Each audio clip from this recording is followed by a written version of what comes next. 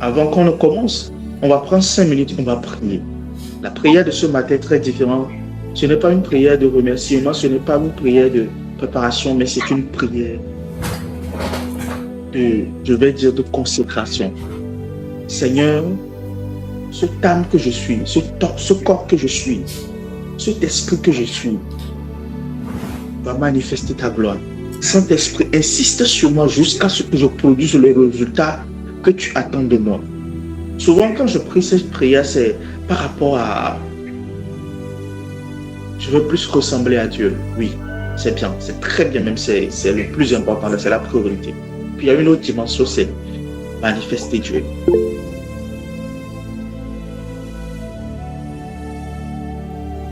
Alors là où tu es en ce moment, j'aimerais que tu commences par élever ta voix. Saint-Esprit, insiste sur moi. Saint-Esprit, insiste sur moi. Saint-Esprit, insiste sur moi.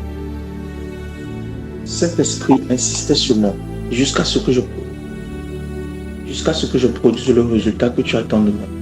Saint-Esprit, insiste sur moi. N'arrête pas.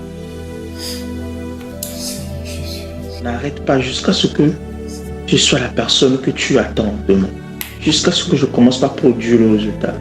Jusqu'à ce que je commence par transporter ta gloire. Jusqu'à ce que je commence par manifester la prospérité. Parce que la prospérité, si je ne la manifeste pas, mon monde souffre. Lève ta voix là où tu es, commence par prier. Insiste sur moi jusqu'à ce Seigneur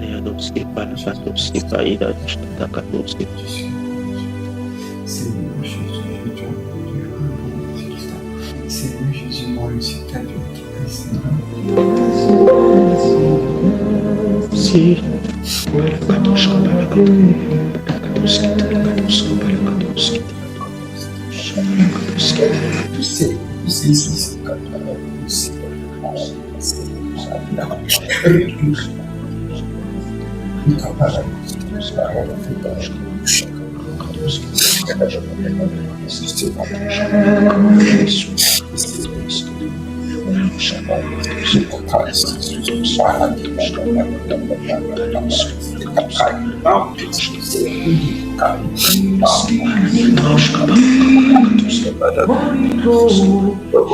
Vous savez, il y a certaines personnes, le Saint-Esprit a arrêté d'insister sur eux parce qu'ils ont tué la conscience.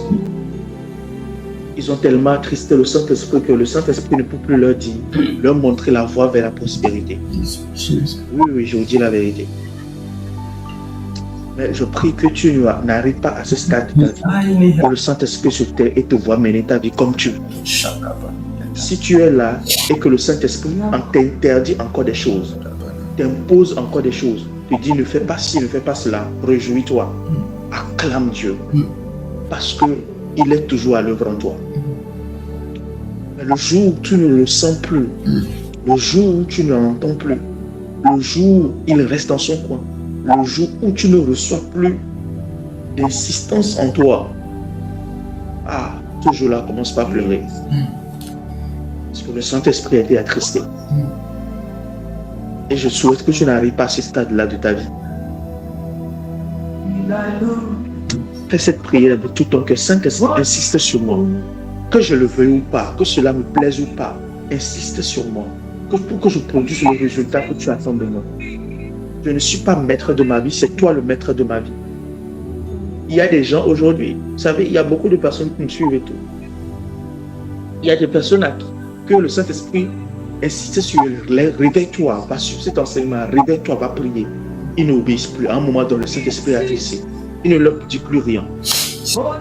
Ils commencent par se demander à quoi ressemble ma vie. Les choses n'évoluent pas, les choses ne font pas ceci.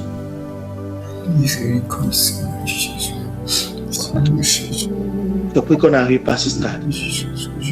Là où tu as pris, et tu vas prier pour les autres, Seigneur, partout où ils sont en ce moment. D'habitude, fréquemment, j'ai l'habitude de prier en disant, Saint-Esprit, partout où ils sont, que tu les réveilles, que tu les touches et tout. Mais cette fois-ci, on va faire cette prière différemment.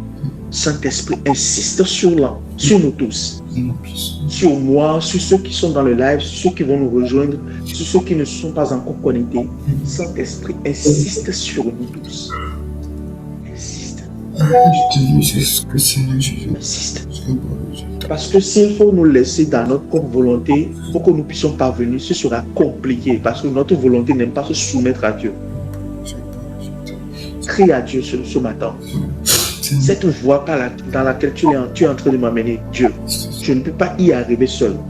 C'est de la folie de ma part de croire que je suis indépendant de toi. Seigneur Jésus, sois mon Sans toi, je ne peux même pas survivre une seconde. Jésus, sois mon Have mercy on me. Jésus, sois Ta miséricorde. Seigneur Jésus, sois Que mon ta miséricorde parle sur ce programme. Sans le Saint-Esprit, ce programme ne peut pas se manifester.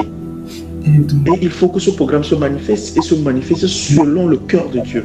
Pas selon notre volonté, pas selon notre capacité, Il a fait très bien. pas selon ce que nous sommes capables de voir et de faire. Accorde-moi aussi cette grâce. Accorde-moi ça. Saint-Esprit, insiste sur nous. Nous, Saint-Esprit, Insiste sur nous. Jésus-Christ et Nazareth. Produis ce résultat. Touche les cœurs. Quitte la vie. Touche les cœurs, touche les vies.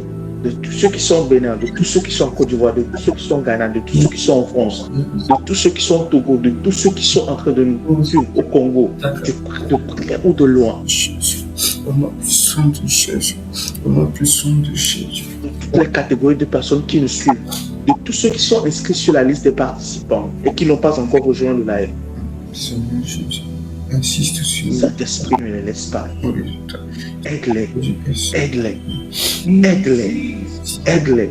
Seigneur Jésus, Certains d'entre eux, ils représentent toute leur famille. sang de Jésus, D'autres, c'est leur lignée. sang de Jésus. Au nom de Jamais personne n'a connu cette liberté appelée la prospérité Seigneur Jésus, dans leur vie. Seigneur, je sais que beaucoup de choses sont en train de se passer. chaque chose L'ennemi est en train de combattre farouchement pour qu'il n'atteigne pas ces lives, qu'il n'ait pas assez lumière, qui me suit. qu'il ne prenne pas contact avec cette sagesse que tu es en train de communiquer à nous tous, Seigneur Jésus, te suis au sang qu'il ne prenne pas assez grâce. de Mais s'il te plaît, Saint-Esprit, puissant. dans ta miséricorde, Jésus, ce accorde matin nous venons tous à toi, nous nous humilions tous à toi.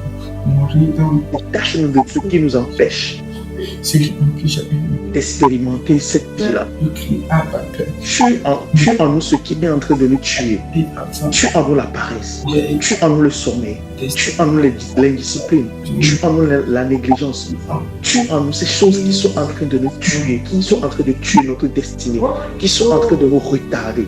Jésus, Jésus, Tue en nous ces choses-là, Saint-Esprit. Et manifeste ta volonté. Manifeste-toi. Touche les cœurs, visite les vies, Saint-Esprit. Insiste sur chacun d'entre nous. Et tu produis le résultat que tu attends. Produis le résultat. Seigneur, Produis le résultat. ça déconne. Seigneur, nous te confions cette conférence, nous te confions cette session. Ta présence nous inonde. Viens débuter, viens évoluer avec nous. Et viens achever, Saint-Esprit.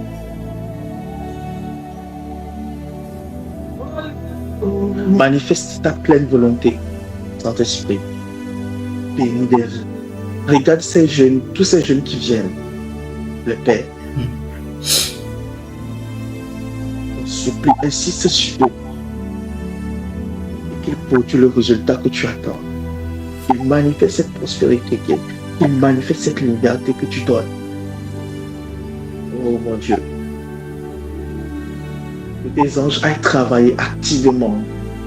Seigneur, lance une autre phase de ce programme. Une phase de visitation, une phase de touche, une phase de prise de conscience, une phase de sérieux, une phase de discipline, une phase de témoignage. Fais du bien à tes enfants, fais du bien à nous tous. Et surtout, ne nous laisse pas sortir de cette conférence, ne nous laisse pas sortir de cette réunion, de cette séance avec ce qui est en train de nous tuer. Seigneur, que ces paroles ne soient pas juste des paroles, mais que ce soit ton esprit manifesté qui nous fait du bien. S'il te plaît. Que ces paroles entrent dans notre cœur, dans notre âme et combattent farouchement tout ce qui est en nous, qui est en train de nous détruire, de nous déconnecter de toi, de nous retarder. Saint-Esprit, Saint-Esprit, nous avons besoin de toi maintenant plus que jamais, de ta présence plus que jamais, de ton intimité plus que jamais, de ta personne plus que jamais. Seigneur, les démons qui ont assailli des vies, qui ont inondé des vies, les ténèbres qui ont inondé des vies, que ta lumière jaillisse et les chasse. Que la grâce de la lumière de ce programme parvienne à tous, au nom de Jésus. Père, merci parce que tu nous écoutes. Merci parce que tu nous fais du bien. Merci parce que tu prends soin à notre bonheur et tu prends plaisir à nous voir réussir. Merci Saint-Esprit. Merci parce que tu es là. Merci mon ami. Merci mon compagnon. Merci mon maître. Merci mon Dieu. Merci pour ta présence encore une fois. Merci.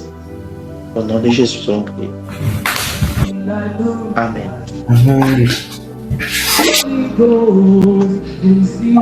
Alors, encore une fois, soyez les bienvenus à ce programme. C'est un plaisir. C'est un plaisir de voir dans le live ce matin. Je crois que le Seigneur va nous faire du bien. Alors, Elie, j'aimerais que demain, je vais publier Oui.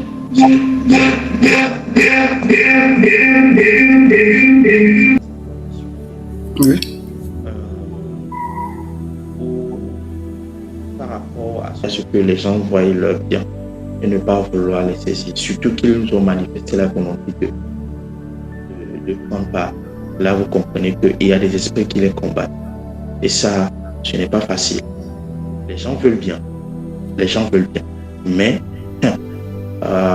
il y a des réalités qu'ils font face, auxquelles ils font face, qu'ils ne peuvent pas expliquer. Vous comprenez un peu. Et il est important qu'on intercède pour eux, partout où ils sont, que le Seigneur le fasse bien. C'était d'entre eux, si on le prend maintenant en entretien, ils vous rencontrent leur vie, vous allez commencer par pleurer. Mais c'est eux qui ne sont pas là. Il y a des esprits qui combattent. Vous allez voir, pour vous qui essayez de connaître beaucoup de thèmes et puis poser, établir la cartographie générale de ce que nous allons faire durant ces 30 jours. Et aujourd'hui, nous allons poser les fondements. Alors, lorsque vous serez en train de m'écouter enseigner, pour cette séance particulièrement, j'aimerais que vous ne le suivez pas de manière ordinaire. Je vous avais parlé de votre journal de prospérité. Il est important que chacun d'entre nous ait ce journal-là, un petit cahier comme ça, où vous notez les choses que le Seigneur vous révèle. Parce que à travers ces enseignements, vous allez découvrir des secrets de vie. La dernière fois, j'étais en train de lire un livre, j'étais en train de prier. Il y a beaucoup qui ont lu avant moi, certainement. J'étais en train de lire, j'étais en train de prier. C'est à travers ces lectures, à travers ces études que j'ai rencontrées, j'ai été visité par Dieu de diverses manières. Et en lisant, j'avais une question dans mon cœur. Et c'est en lisant, en priant et tout que le Seigneur m'a révélé au travers d'une petite lecture, d'une petite phrase qui a toujours été là. J'ai découvert le secret, j'ai noté ça dans mon agenda. C'est le secret d'une vie. C'est le secret d'une vie. C'est le secret d'une vie. C'est le secret d'une vie. Et ça, personne ne pourra me l'arracher. Donc quand vous serez en train de m'écouter, il faut que vous ayez votre cahier pour prendre des notes. Des révélations. Il y a des choses qui vont vous toucher. Peut-être c'est une seule phrase. Souvent, quand on le dit, on ne comprend pas, on ne maîtrise pas l'importance. Souvent, c'est peut-être une seule phrase qui va changer tout le cours de votre vie. J'étais en train de prier, j'étais en train de lire, j'étais en train d'étudier. Le Seigneur m'a dit, le Seigneur est venu à moi dans un rêve, il m'a dit, tant que tu feras telle chose, tu ne manqueras jamais de rien. Tant que tu feras telle chose. Ça, c'est le secret de ma vie. Et ça n'a rien à voir avec le business. Ça n'a rien à voir avec les projets. Ça n'a rien à voir avec, absolument rien à voir avec tout ce qu'on peut dire pour créer de la valeur. Non. Il dit, toi, tu recherches la prospérité. Moi, je recherche quelqu'un pour se tenir prêt dans mon agenda à tel niveau. Si toi, tu es capable de me donner telles heures à tel niveau, moi, je suis prêt à te faire prospérer. Vous voyez ça? Ces genres de choses, je peux enseigner. Écoutez-moi bien, je peux enseigner pour vous montrer tous les principes. Mais jamais je ne pourrai vous dire ça. Les choses que Dieu m'a dit dans le secret qui me concerne comme ça. Parce que c'est ce qui fait moi mon évolution. Je ne peux jamais vous le dire. Il y a une seule personne qui est capable de vous témoigner, vous, votre secret, c'est-à-dire vous révéler, vous, votre secret. C'est le Saint-Esprit. C'est pour ça que quand vous écoutez les gens parler, vous êtes concentré. Vous ne prenez pas les choses à la légère. Vous avez votre cahier, votre bic. Père, quel est le secret de ma vie? Quel est le secret de ma prospérité? Au-delà de tout ce que je vais vous enseigner. Et je parlerai de ça dans la dimension de l'alliance. Au-delà de tous les principes que je vais vous enseigner, le Saint-Esprit viendra avec quelque chose que vous ne verrez nulle part ailleurs, qui est unique à vous. Il y aura des versets bibliques pour l'appuyer, certes, mais c'est quelque chose qui sera tellement unique que cela ne sera que dédié à vous et à vous seuls. Et c'est ce qui fera toute votre force, votre prospérité tout entière, la pierre angulaire de votre vie va se reposer sur ça. Et si vous n'êtes pas capable de vous asseoir, de prendre des notes, d'être à l'écoute et de vous dire que oui, ou bien de laisser le Saint-Esprit vous témoigner ces choses-là, ça sera compliqué. Vous allez opérer, vous allez prospérer comme un chrétien normal. Mais comme un chrétien extraordinaire, vous avez besoin de ça. Alors aujourd'hui, on parle de la prospérité divine, les fondements de la prospérité divine. Les fondements de la prospérité divine. Alors, j'avais parlé de la dernière fois que la dimension spirituelle, j'avais parlé de cette dimension de la prospérité en commençant par la dimension spirituelle. Et j'expliquais en disant que la dimension spirituelle de la prospérité divine est la liberté au travers de la loi de vie en Christ qui nous fait et nous connecte à Dieu et à son plan parfait. D'accord? Et je disais que c'est le fondement même de la prospérité.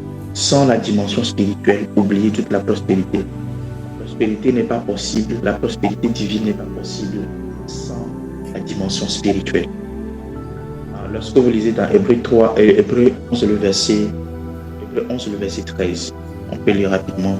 Hébreux 11, le verset 13.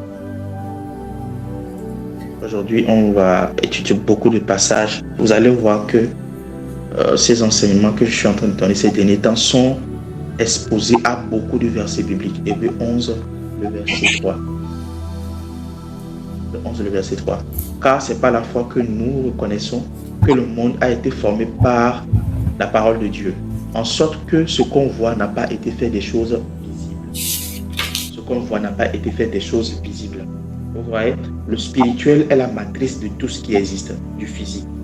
Parce que vous prenez par exemple Genèse 1, le verset 1 de la Bible dit: au commencement Dieu créa les cieux et la terre. En réalité, ce verset fait aussi rapport par rapport à la création des choses célestes et des choses spirituelles, ensuite à la création des choses terrestres. Quand vous prenez par exemple la terre qui a été tirée des eaux, les eaux constituent aussi la spiritualité. Ok, spirituelle. C'est pour ça que vous allez voir la plupart du temps, la Bible compare la parole de Dieu à l'eau de vie. Ou encore, la Bible compare le Saint-Esprit au fleuve d'eau vive. Voilà un peu. Donc, c'est par l'invisible, c'est à partir de l'invisible que le visible a été tiré. D'accord? Donc, la prospérité est principalement fonction du spirituel. C'est au travers du spirituel que la dimension, toutes les autres dimensions de la prospérité manifestent. Vous allez voir tout ce qu'on va étudier, il n'y a aucune dimension. Tous les 6 autres dimensions qu'on va étudier, vous allez voir, ils ont tous une connotation de spiritualité. C'est-à-dire, quand vous prenez l'alliance, vous prenez la dimension financière. Eux tous, ils ont des portées spirituelles. Ça veut dire que le spirituel consiste en quelque sorte la racine de toutes les autres dimensions de la prospérité divine. Le spirituel détient le rôle de la matrice, le rôle de l'utérus, au travers duquel est sorti tout ce qui va exister plus tard, tous ces rôles, tous ces principes, toutes ces lois qu'on va mentionner tout au long de ce programme. Le spirituel les soutient, tous sans exception. Vous comprenez? Le spirituel les soutient, tous sans exception. D'accord? Donc, il est impossible de parler de la prospérité divine sans parler de la spiritualité, sans parler de la dimension spirituelle de la chose. Ok? C'est ici maintenant nous commençons par comprendre le principe de l'écoulement de la vie. Donc, par exemple, lorsque vous prenez Romains 8, le verset 1, la Bible dit qu'il n'y a plus de condamnation pour ceux qui sont en Christ. La loi de l'esprit de vie en Christ Jésus m'a délivré de la loi du péché et de la mort. Le principe de la vie vient au travers du spirituel. C'est le spirituel qui engendre le principe de la vie. Ok? La vie, c'est quoi? C'est l'écoulement de Dieu en lui-même. C'est ce qu'on appelle pas le Zoé. C'est pour ça qu'on dit que le christianisme, c'est quoi? C'est la manifestation c'est la manifestation de Dieu dans l'homme. C'est ça le christianisme. C'est pour ça qu'on dit que le christianisme n'est pas une religion. C'est ce que la plupart des gens n'arrivent pas à comprendre.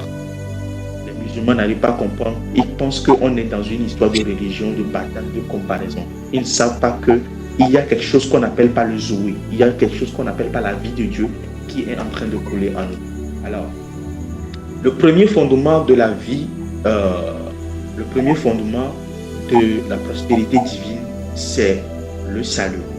Okay? Le premier fondement de la prospérité divine, c'est le salut. Alors, votre voyage dans la prospérité divine commence par là. Commence par le salut. La prospérité divine est d'abord rattachée à ce que vous êtes, pas à ce que vous avez.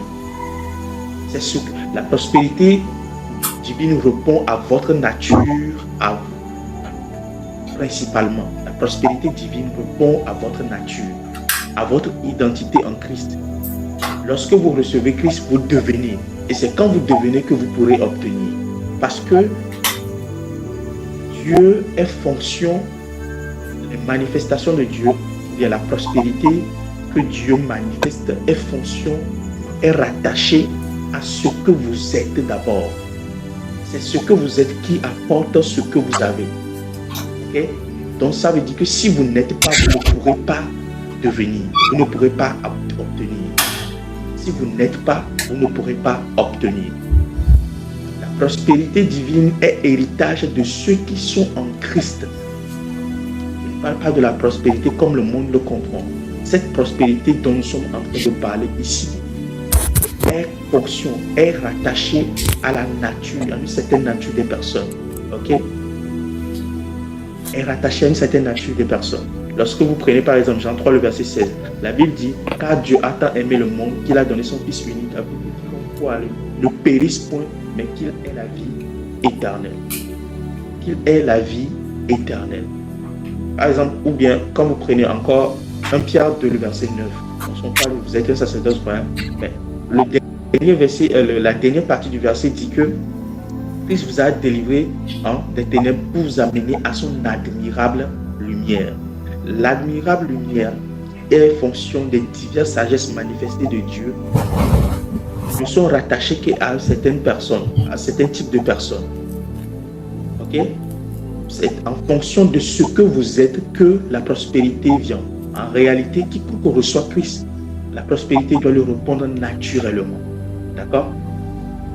La prospérité vous répond naturellement. Donc la prospérité divine, c'est ici le rôle du salut. Le salut, la Bible dit que la vie éternelle, c'est qu'ils te reçoivent, qu'ils te connaissent toi le seul vrai Dieu. Ok? Lorsque vous recevez la vie éternelle, cette vie éternelle commence par se manifester d'abord ici sur terre, avant de terminer dans le ciel. Ok? Donc, quand vous recevez le salut, il y a quelque chose qui se passe. Numéro 1, votre âme est vivifiée. Ok? Votre âme est vivifiée. Lisons par exemple 2 Corinthiens 5, le verset 17. Votre esprit plutôt est vivifié. 2 Corinthiens 5, le verset 17. Corinthiens 5, le verset 17.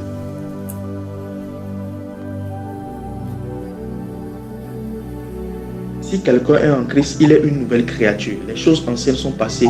Voici, toutes choses sont devenues nouvelles. Ça veut dire que vous sortez d'un monde pour appartenir à un autre monde. Maintenant, quand vous naissez dans ce monde-là, les choses qui sont dans ce monde vous reconnaissent.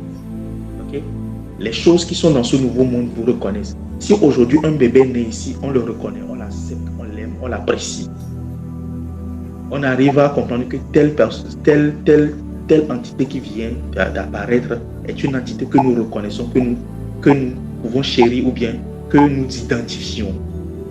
C'est une entité que nous acceptons et nous disposons les choses favorablement pour cette entité-là. Et de la même manière, quand vous naissez en Christ, vous recevez le salut, la prospérité répond à votre nature. Ça veut dire que si vous n'avez pas cette nature de Christ, il est impossible de prospérer divinement. Lorsque vous prenez par exemple 1 Corinthiens 15, le verset 45. 1 Corinthiens 15, le verset 45. 1 Corinthiens 15, le verset 45. Vous comprenez ceci, que c'est pourquoi il est écrit, le premier homme, Adam, devint une âme vivante, le dernier Adam est devenu un esprit vivifiant. Donc quand vous recevez le salut, il y a quelque chose qui se passe dans votre esprit. La première chose c'est quoi? C'est que votre esprit est vivifié.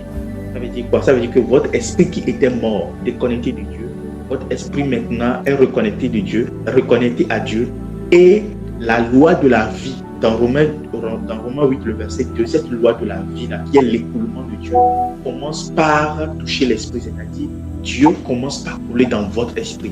Alors, quiconque est en train de m'écouter, qui a reçu Jésus, qu'est-ce qui est en train de se passer dans votre vie actuellement? Il y a un flot de vie de Dieu en vous. Il y a un flot de Dieu en vous. Il y a un écoulement de Dieu en vous. Vous allez voir que lorsque vous arrivez au niveau du trône de la grâce, il y a un fleuve au milieu qu'on n'appelle pas le fleuve de vie, une eau vive. En fait, c'est le prolongement de cette eau qui entre en vous, qu'on n'appelle pas la vie de Dieu. Et cette vie vous anime. Cette vie coule en vous. Cette vie, c'est cette vie qui conditionne votre être maintenant. Vous êtes maintenant, vous appartenez maintenant à cette vie et cette vie vous appartient maintenant à vous. Dieu entre en vous au travers de votre esprit qui est vivifié. Le salut n'est pas quelque chose d'anodin, c'est quelque chose de très puissant. Qu'est-ce qui se passe quand vous recevez, quand votre esprit est vivifié? Le monde spirituel et le monde physique se disposent à vous obéir et à graviter autour de vous pour votre bien, comme dans le jardin d'Éden. Vous allez remarquer que lorsque Dieu a voulu créer l'homme, il l'a fait à son image. L'image dont on parle ici, c'est la partie de Dieu qui est en l'homme. Et c'est ça l'esprit. C'est la vie de Dieu qui entre dans l'esprit de l'homme. C'est la partie de Dieu qui est en l'homme. Ok? Maintenant, quand vous recevez Christ, votre esprit est vivifié, c'est-à-dire cette vie revient. Qu'est-ce qui se passe? Vous retournez à la position d'autorité, à la position de l'image de Dieu. Mais cette fois-ci au travers de Christ. Vous retournez à la position de l'image de Dieu. Cette fois-ci au travers de Christ, comme Adam aussi était à l'image de Dieu. Étant donné que la prospérité répond d'abord à la nature et non à ce que vous avez, alors qu'est-ce qui va se passer? Le monde spirituel, le monde physique vont commencer par reconnaître votre autorité. Commencez par reconnaître votre identité. Commencez par accepter votre position de supériorité. Lisons Genèse 1, le verset 26 à 1. Genèse 1, le verset 26 à 1. Le verset 26 à 30. La Bible dit ceci. Puis Dieu dit, faisons l'homme à notre image, selon notre ressemblance. Et qu'il domine, vous voyez maintenant ici, qu'il domine sur les poissons de la mer, sur les oiseaux du ciel, sur le bétail, sur toute la terre et sur tous les reptiles qui rampent. Notez très bien que les choses sur lesquelles l'homme doit dominer existent déjà. Ce n'est pas maintenant qu'ils vont venir. Ça veut dire que quand vous recevez Christ et que votre esprit est vivifié, qu'est-ce qui se passe? Les choses qui sont destinées à votre bien existent déjà. Et quand vous recevez Christ, quand votre esprit est vivifié, elles reçoivent la fréquence de votre naissance. C'est-à-dire les hommes, les ressources, les biens matériels, les biens spirituels, tout ce qui doit contribuer à votre évolution reçoivent l'écho, reçoivent l'appel, reçoivent le message de votre naissance, reçoivent la fréquence de votre apparition. Et qu'est-ce qui se passe? Il commence par... Il y a une loi qu'on appelle la loi de la gravité, la loi de l'attirance, pardon, ok, du magnétisme. Et il commence par venir vers vous et vous commencez par venir vers eux. Sans que vous ne fassiez quoi que ce soit. Ces choses-là commencent par graviter autour de vous. Pourquoi? Parce que vous êtes. Maintenant, vous êtes. C'est au travail de Christ que vous êtes. Vous allez remarquer que la plupart du temps, Jésus-Christ a l'habitude de dire « je suis, je suis, je suis ». Lorsque les pharisiens lui posaient la question, toi tu connais Abraham? Tu es plus vieux qu'Abraham. Il a dit une chose, avant que Abraham soit, moi je suis. Et même quand Dieu s'est révélé à Moïse, il s'est révélé à lui comme le I am that I am, je suis. L'objectif de Dieu, c'est de nous faire parvenir à cette tête-là que nous étions. Ok? Donc, nous reprenons notre position d'autorité, notre nature divine s'installe maintenant en nous. Notre nature divine reprend sa place. Ok? Notre nature divine reprend sa place. Est-ce que quelqu'un me suit? Notre nature divine reprend sa place. Et maintenant, qu'est-ce qui va se passer? Les poissons de la mer, ça c'est un exemple que je vous donne. Les poissons de la mer, les oiseaux du ciel, le bétail, et tout reçoivent maintenant la fréquence qu'il y a quelqu'un qui est là pour dominer sur nous. C'est ça en fait. Les biens matériels, tout reçoivent la fréquence. Il y a quelqu'un qui a maintenant l'autorité de dominer sur nous. Donc, c'est ça même qui fait que vous pourrez appeler les choses à l'existence. Vous ne trouvez pas cela bizarre que vous déclarez des choses et ces choses arrivent?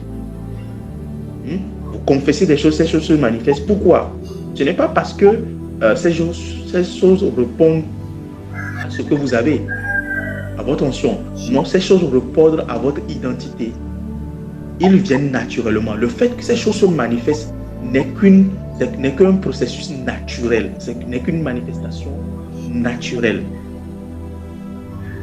Si ça ne se produisait pas comme ça, alors il y a un bug. Il y a un problème. C'est pour ça qu'on étudie la prospérité. C'est parce que ce processus qui devait être naturel n'est pas en train de se produire dans la vie de plusieurs. Donc là, il y a quelque chose qu'on doit remettre en place. Vous voyez un peu? Dieu créa l'homme, verset 27, Dieu créa l'homme à son image, il créa à l'image de Dieu. Il créa l'homme et la femme. Dieu les bénit, il leur dit, soyez féconds, multipliez-vous, remplissez la terre, l'assujettissez et dominez sur les poissons de la mer, sur les oiseaux du ciel et sur tout animal qui se meut sur la terre. Et Dieu dit, je vous donne tout arbre portant de la semence. Ça veut dire quoi? Que lorsque votre esprit est vivifié, les arbres, les animaux du ciel, de la terre, les poissons, tout, les ressources, l'or et l'argent s'attendent à vous obéir en fait. Ils reçoivent la fréquence de la soumission pendant que vous recevez la fréquence de quelqu'un qui doit assujettir, bien de l'autorité. Est-ce que quelqu'un me suit? Amen. Donc la nouvelle naissance n'est pas seulement pour prier à l'église, mais c'est pour dominer. On y va. Il y a une deuxième chose qui vous arrive lorsque vous êtes sauvé. La deuxième chose qui vous arrive, c'est quoi? C'est que votre âme, lorsque vous recevez le salut, c'est que votre âme est sauvée et justifiée. Ok?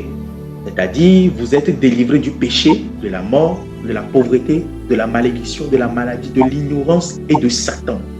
Ces choses que je viens de citer sont quoi? Sont les bénéfices du sacrifice de Christ à la croix pour vous. Notez très bien que la plupart des choses qu'on va étudier touchent à tous ces 6 points, il y a 5 points que je viens de citer. Okay? Numéro 1, la mort, le péché d'abord. 2, la mort. 3, la pauvreté. 4, la malédiction. 5, la maladie. 6, l'ignorance. Et 7, Satan. Ok? Vous allez voir que la plupart des choses qu'on va étudier durant ce programme vous donneront les principes et tout ce qu'on va étudier ont pour objectif de vous donner la victoire sur ces 7 choses-là. Okay? De manifester pleinement la victoire sur ces 7 choses-là. Okay? Donc, quand vous recevez le salut, votre âme est sauvée et justifiée. Ça veut dire quoi? Là, au Romains 8, le verset 1 dit: il n'y a plus de condamnation pour ceux qui sont en Christ. Ça veut dire que toutes les formes de restriction, de condamnation, de culpabilité qui peuvent exister comme vous sont nettoyées et sont effacées. 2 Corinthiens 5, le verset 21 dit que Christ, il s'est fait pécher afin que vous deveniez quoi? La justice de Dieu. Alors votre âme change. J'avais déjà enseigné pour ceux qui m'ont suivi concernant la sacrificature selon l'ordre de Melchisédek.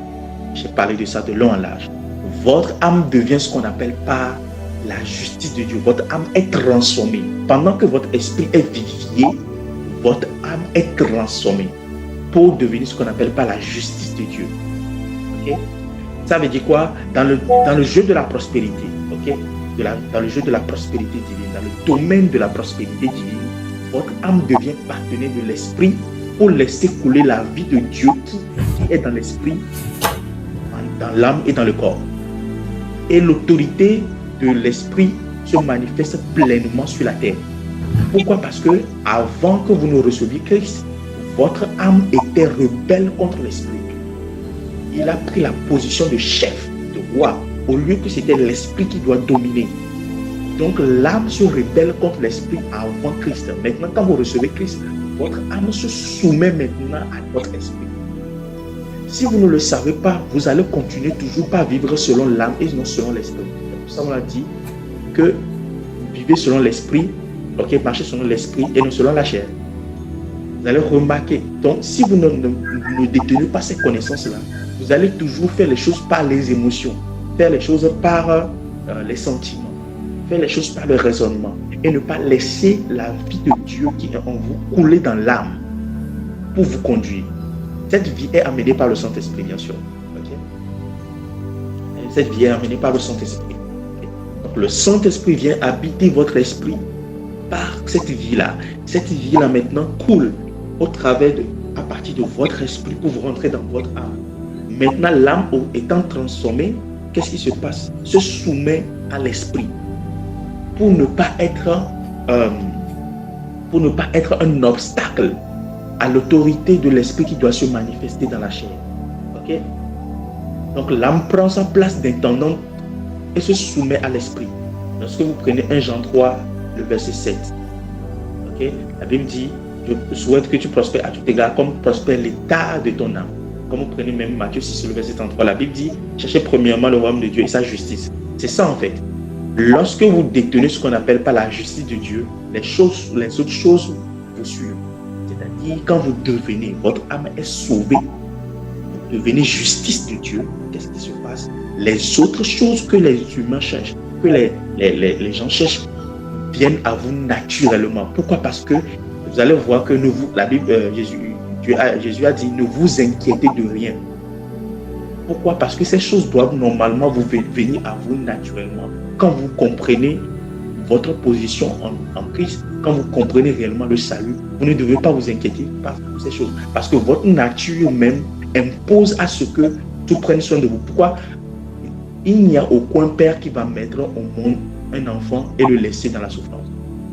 Même les pères méchants prennent soin de leurs enfants. À combien plus forte raison Dieu? Les enfants ne font rien pour qu'on prenne soin d'eux. Juste parce qu'ils sont nés, on prend soin d'eux. Ils ne se lèvent pas pour aller travailler. Ils ne prient pas pour qu'on prenne soin d'eux. Non. Ils ne jeûnent pas pour qu'on prenne soin d'eux. Juste parce qu'ils sont enfants, on prend soin d'eux. Vous-même, vous êtes là. Est-ce que vous allez prendre soin de votre enfant? Vous allez donner l'argent à votre enfant seulement s'il jeûne? Non. Non, ne le ferez pas. Vous leur donnez de l'argent. Pourquoi? Parce que c'est votre enfant. Ils n'ont pas besoin de faire quoi que ce soit pour que vous preniez soin d'eux. Le problème est que la plupart des gens ne comprennent pas ça, que Dieu veut. Je prends soin d'eux naturellement. Et ils n'ont pas cette paix-là. Donc, tant que votre ignorance grandit, cette paix-là, ces droits-là que vous avez en Dieu, vous allez le perdre. C'est pour ça les pasteurs ont l'habitude de dire que le diable ne profite que de votre ignorance. C'est pour ça que la plus grande des délivrances, la plus grande des prières qu'on peut faire pour vous, qui va changer votre vie pour toujours, c'est quoi? C'est la parole qu'on vous enseigne. Parce que ces paroles vous apportent la lumière. Pendant que beaucoup de chrétiens pensent qu'ils doivent jeûner et prier pour avoir à manger, pour avoir à se vêtir, pour habiter un toit, la Bible nous montre en réalité qu'il suffit d'être enfant de Dieu pour que ces choses-là viennent autour de vous. Prenez un autre exemple. Psaume 1, le verset 3. Allons-y. Je sais que beaucoup auront du mal à comprendre. Je sais qu'il y a un combat qui est en train de se passer dans la mentalité de beaucoup. Mais nous sommes tous en train d'être délivrés. C'est pour ça, avant de commencer sur la j'ai dit quelque chose. Que je n'ai jamais atteint cette profondeur en Dieu en essayant de comprendre les choses de la postérité, jamais. Comme ça. Ok? Allez, regardez ceci. Heureux l'homme qui ne marche pas selon le conseil de Dieu. On parle ici du juste, ok? On parle ici du juste. Et la Bible dit qu'il est comme un arbre planté près d'un courant d'eau qui donne son fruit en sa saison et dont le feuillage ne flétrit point. Tout ce qui le fait le réussit. Les gens vont dire, ok, il faut faire d'abord avant de recevoir. En réalité, vous ne faites pas parce que vous faites, non pas parce que vous avez, mais vous faites parce que vous êtes.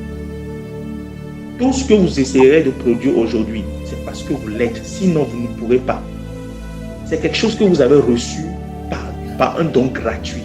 Si aujourd'hui vous arrivez à marcher dans la sainteté, ce n'est pas parce que vous avez fait quelque chose concernant cela. Non, c'est parce que quelqu'un a obtenu cette victoire et a mis la dimension de la sainteté en vous. C'est pour ça que vous arrivez à le manifester. Vous comprenez? Donc, cette affaire de la prospérité divine doit d'abord être prise d'une position de quoi? D'identité, avant d'être pris à une position de possession. Ok? Les choses, la Bible dit quoi? Il est comme un arbre planté près d'un courant d'eau qui donne son fruit à sa saison et dont le feuillage ne flétrit point. Tout ce qui lui fait lui réussit. Tout ce que vous faites vous réussit. Pourquoi? Parce que vous êtes de Dieu. Parce que quoi? Votre âme est vivifiée. Parce que vous êtes ce qu'on appelle maintenant la justice de Dieu. Et la justice de Dieu ne peut pas échouer. Pourquoi vous échouez avant? Pourquoi est-ce qu'on échouait avant? Parce qu'on manquait d'ignorance. Et maintenant, quand je vais finir de vous enseigner, le diable s'assurera à ce que vous perdez encore cette lumière que vous avez. Mais à vous de garder cela. À vous de veiller à ne plus le perdre. Seigneur, tu prends soin de moi. Pas parce que je fais quoi que ce soit, mais parce que je suis ton enfant. Maintenant, s'il faut aller à d'autres dimensions, là, on peut commencer par, voilà, faire telle chose. Mais d'abord, c'est tout ça que j'ai dit, c'est le fondement. La fondation, c'est ce qui sert de socle, ce qui sert de soutien à tout l'édifice. Ça veut dire que si la fondation n'est pas bonne, l'édifice sera mauvaise. Ça veut dire que si la révélation qui sort de vous n'arrivez pas à la recevoir, la concevoir, l'accepter dans votre cœur, tout le reste que vous allez faire sera problématique. Peut ne pas produire de résultat. Proverbe 15, le verset 16. Proverbe 15, le verset 16 dit ceci. Proverbe 15, le verset 16. On va prendre le temps d'enseigner patiemment sur ce côté-là, sans se précipiter. D'accord? Il y a beaucoup de choses qu'on doit découvrir ici. Proverbe 15, le verset 16.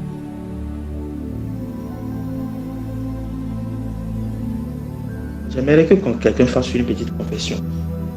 Faites cette prière avec moi. Seigneur, merci pour cette lumière que tu me donnes. Je prends conscience que tu prends soin de moi et que tu fais graviter toutes choses pour mon bien.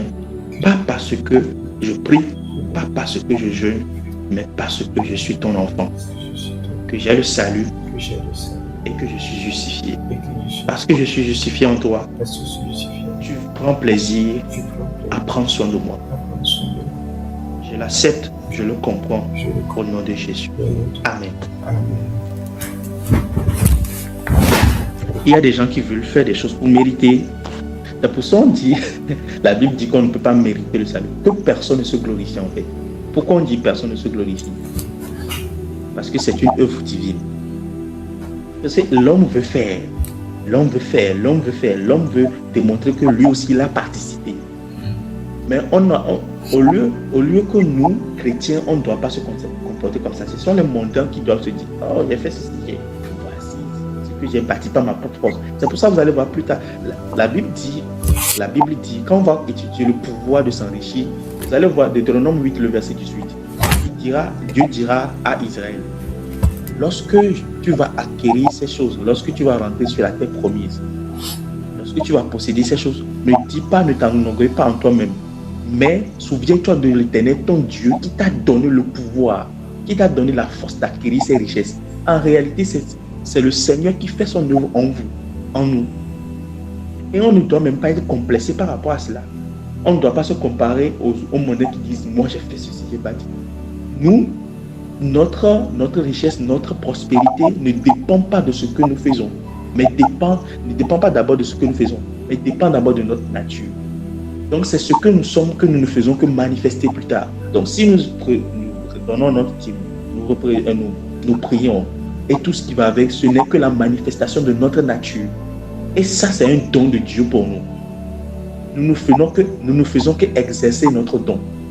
Vous comprenez ça?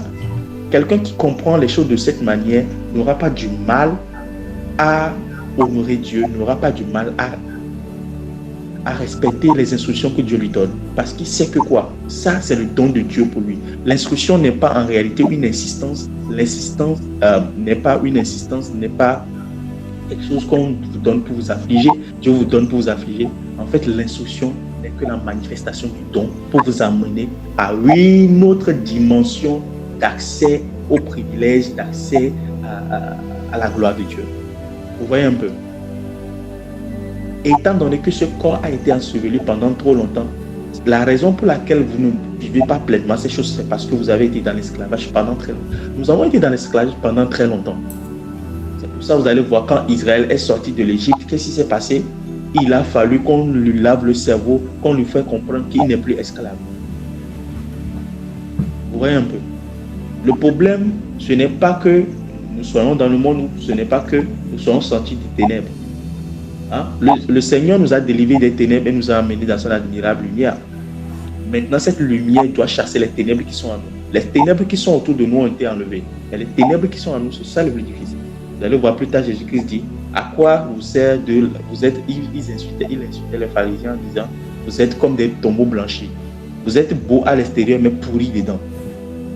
À quoi ça sert de laver l'extérieur de la vase sans laver l'intérieur? Lorsqu'on veut manger, ne lave-t-on pas d'abord l'intérieur du vase? C'est ça le problème du chrétien. Les ténèbres qui sont à l'intérieur de nous, qu'on n'appelle pas l'ignorance, doivent sortir afin que la lumière jaillisse et nous mette dans la liberté que Dieu a promis pour nous. Proverbe 15, le verset 16. Mieux vaut la crainte de l'Éternel qu'un grand trésor. Proverbe 16, le verset 15.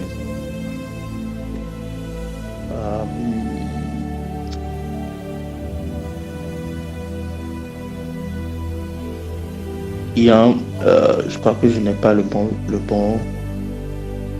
verset. Il parle des biens qui sont accordés aux justes. Vous voyez un peu? Nous recevons parce que nous sommes justes, pas parce que nous avons fait quelque chose d'abord. Et ça, il faut qu'on le comprenne très bien. C'est par rapport à notre nature. Donc, bon, évoluons. On va comprendre une autre dimension de ce que je. Lorsque vous recevez le salut, il y a votre esprit est vivifié. 2, votre âme est sauvée et puis justifiée. Et 3, qu'est-ce qui se passe? Vous découvrez votre identité.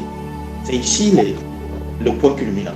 Allons dans 1 Pierre 2, le verset 9. On va comprendre quelque chose.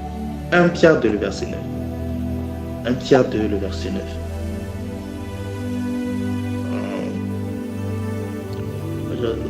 Cette dernière temps, on est en train d'étudier beaucoup de versets bibliques. C'est une bonne chose pour nous. 1 Pierre 2, le verset 9. Qu'est-ce que la Bible dit là-bas? La Bible dit, vous au contraire, vous êtes une race élue, un sacerdoce royal, une nation sainte, un peuple acquis. Ok? Donc, lorsque nous recevons le salut, qu'est-ce qui se passe? Recevoir le salut, c'est quoi? C'est recevoir le Saint-Esprit, c'est recevoir Christ. Ok? Alors, quand nous recevons le salut, vous commencez par connaître vos droits et votre nature. Okay? Vous découvrez votre identité. Toutes les autres dimensions de votre nature se manifestent maintenant. Okay? Toutes les autres dimensions de votre nature se manifestent. Okay? Par exemple, ici on dit, vous êtes une race élue. Ça veut dire que vous êtes mis à part. Vous êtes un sacerdoce royal, c'est-à-dire vous êtes de la royauté. Vous êtes sainte. Vous n'avez encore rien fait pour devenir saint. Non, vous ne devenez pas saint parce que vous avez fait quelque chose. Vous ne devenez pas prospère parce que vous avez fait quelque chose. Vous êtes déjà prospère. Est-ce que quelqu'un me suit? Alors, j'aimerais qu'on soit calibré par rapport à cette fréquence. Vous êtes là où vous êtes en train de m'écouter, vous êtes déjà prospère. Pourquoi? Parce que vous êtes enfant de Dieu. Pourquoi? Parce que vous êtes vivifié et votre esprit a retrouvé la position d'autorité qu'il avait au début, comme Adam, mais en Jésus. Ok? Vous avez retrouvé votre position. Donc, naturellement, les choses doivent vous répondre. La nature s'attend à ce que vous exercez votre autorité sur elle. Ok? Vous êtes prospère parce que vous êtes ce qu'on appelle pas la justice de Dieu. Votre âme est sauvée, votre âme est devenue ce qu'on appelle pas la justice de Dieu. Et quand vous lisez tous les livres, on parle de la prospérité du juste. La prospérité du juste, c'est d'abord de position. Vous êtes prospère parce que vous êtes juste. Vous êtes prospère parce que votre âme s'est transformée à quelque chose qu'on n'appelle pas la justice de Dieu. C'est cette justice qui manifeste la sainteté, la droiture, l'honnêteté, tout ce qui va avec. Là où vous êtes en train de m'écouter, vous êtes déjà prospère. Donnez-moi un bon amen. Répète, je suis prospère. Je suis prospère. Je suis prospère. Alors, quand vous écoutez les coachs, les entrepreneurs dire aux gens de déclarer ce qu'ils veulent devenir ou ce qu'ils veulent avoir, en réalité, pour nous, les chrétiens, ce n'est que notre nature. Ce n'est qu'une normalité, en fait. Oui, vous êtes prospère. Vous ne devenez pas prospère, vous êtes déjà prospère. Vous ne ferez que manifester ce que vous êtes déjà. Oui. Et ça, il faut que vous l'acceptez. Vous le répétez jusqu'à ce que cela entre pleinement en vous. Je suis prospère. Je suis prospère. Je ne suis pas prospère parce que je fais. Je suis prospère parce que je suis. Parce que Christ, de riche qu'il était, s'est fait pauvre pour moi. C'est pour ça que vous allez voir les déclarations. On parlera plus ça dans la dimension psychique. Elle est très importante. Vous ratez cela, vous ratez tous les autres. Si vous n'êtes pas capable de voir ce que vous êtes, vous ne pourrez pas manifester ce que vous voulez avoir. Ça pour lui, c'est impossible. Je répète, si vous n'êtes pas capable de voir et d'accepter ce que vous êtes en Christ, vous ne pourrez pas manifester ce que vous voulez avoir. Vous ne serez pas millionnaire, vous êtes millionnaire. Vous devez l'accepter. Vous ne serez pas milliardaire, vous êtes milliardaire. Vous devez l'accepter. Vous ne le manifesterez que quand vous l'acceptez. Et quand vous l'acceptez, l'esprit qui est en charge viendra à votre contact. Pourquoi? Parce que vous avez accepté votre nature. Pourquoi aujourd'hui le monde trouve bizarre l'histoire des LGBTQ et tout ce qui va avec? Pourquoi? Parce qu'ils n'acceptent pas leur véritable nature. Et vous trouvez ça quoi? Comme une abomination. Tout chrétien qui n'arrive pas à accepter la nature divine qui est en lui, le monde spirituel, le monde divin, trouve cela comme une abomination. Et qu'est-ce qu'on fait à une abomination? On le presse, on le chasse, on le combat.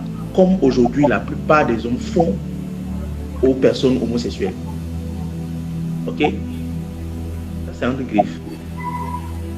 Ce que vous allez remarquer que ce que les hommes ne comprennent pas, ils combattent ça. Ce n'est pas une histoire des hommes, c'est une histoire des entités, c'est-à-dire tout ce qui est. Tout ce qui est, quand il ne comprend pas cela, qu'est-ce qui se passe? Il le combat. C'est pour ça que vous allez voir, quand un corps étranger rentre en vous, il y a des cellules qui sont disposées pour les combattre. Pour les combattre. quand quelque chose rentre dans la mer la rejette. C'est comme ça. C'est comme ça aussi, quand vous naissez dans le monde spirituel, vous recevez Christ et que votre intelligence, votre ignorance n'est pas enlevée vite, très vite. Vous n'arrivez pas à accepter votre nature. Qu'est-ce qui va se passer? Le monde spirituel va vous combattre farouchement parce que vous êtes quelque chose que vous n'acceptez pas. Et là, il y a ce qu'on appelle pas quoi? La crise d'identité. Et quand il y a crise d'identité, le monde spirituel voit ça comme une faiblesse. Et qu'est-ce qui se passe? Ils vous combattent. Ce que vous ne pourrez pas, c'est pour ça que vous allez voir, plus votre lumière grandit, plus vous découvrez ce que vous êtes en Christ, plus il y a des combats que vous n'allez plus faire. Les combats s'éloignent tout seul parce que quoi? Il y a une grande partie des batailles, majoritairement 80%, est remportée quand vous savez, quand vous comprenez,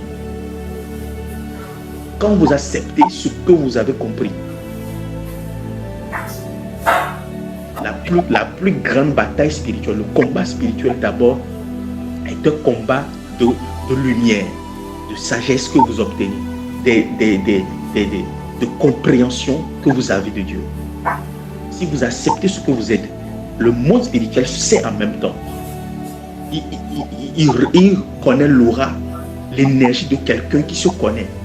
Alors, il ne va pas vous oppresser. Même s'ils essaient, ils savent très bien que vous allez répondre. Alors, qu'est-ce qui va se passer? Ils s'écartent tout seuls. Ils font ce que la Bible dit dans le livre de Matthieu. Okay? Vous savez que Dieu existe, vous faites bien. Maintenant, les démons savent et qu'est-ce qu'ils font? Ils tremblent. Quand vous commencez par découvrir votre identité, qu'est-ce qui va se passer? Les démons vont trembler. En réalité, le monde spirituel s'attend à ce que vous preniez votre position d'autorité et qu'ils vous suivent. L'argent, l'or et tout ont envie de graviter autour de vous. Ils s'attendent à ce que vous les commandez, pas ce que vous suppliez pour les avoir. Le bien-être, la réussite de votre foyer, la réussite dans les affaires, ne s'attendent pas à ce que vous plénichez pour cela, que vous suppliez. Ils s'attendent à ce que vous acceptez ce que vous êtes et qu'ils gravitent autour de vous naturellement. Imagine que l'argent est en train de graviter autour de vous.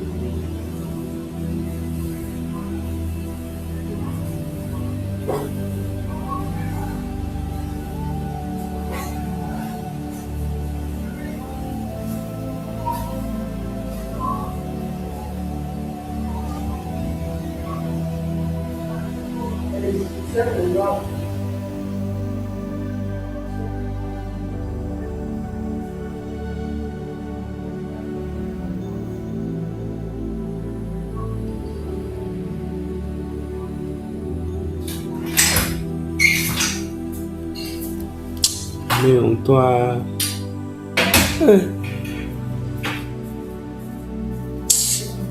Bonjour.